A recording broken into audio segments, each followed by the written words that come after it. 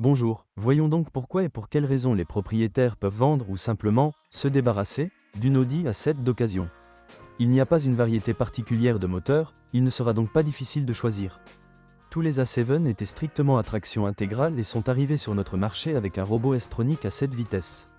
Les moteurs atmosphériques n'ont pas atteint la Russie, c'est pourquoi la gamme de groupe motopropulseur a été ouverte par un 2.0 TFSI suralimenté, essence, 249 chevaux, et poursuivi par deux unités de 3 litres, également suralimentées, 3.0 TFSI, essence, 333 chevaux, 3.0 TDI, diesel, 245 chevaux. Il y avait aussi une version exotique de la RS avec un bloc essence de 4,0 litres, 605 chevaux, mais sur le marché secondaire, elles sont représentées par des unités uniques, 11 phrases à ce jour, donc ça ne vaut pas la peine de passer du temps à parler à ce sujet, sauf séparément et dans une autre fois. Un Allemand de haute technologie est toujours un peu alarmant. Des optiques LED, un affichage tête haute, un robot à 2 embrayages, une combinaison complexe d'un compresseur d'entraînement et d'une injection directe, on ne sait jamais où il va exploser. Et on peut commencer à avoir peur du corps, 21% des pièces sont en aluminium. Avec coût correspondant de restauration, remplacement. Il faut être préparé au fait qu'une carrosserie Audi de haute qualité n'est pas fabriquée partout et que là où elle est fabriquée, elle coûte cher. Par conséquent, il ne faut pas lésiner sur une bonne assurance.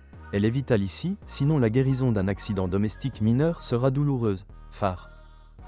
Capot. Parmi les maladies d'usine survenues relativement en masse, on peut rappeler des éraflures sur les parois des cylindres des moteurs 3.0 TFSI dans les versions pré-restylées, jusqu'en 2013, qui ne se produisent pas sur les A7 ultérieures. La pulvérisation des parois a d'abord été rendue plus durable, puis les cylindres ont reçu des chemises en fonte.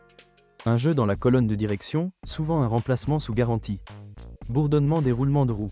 De plus, l'ensemble des problèmes dépendra directement de la qualité de fonctionnement et des soins apportés par l'ancien propriétaire.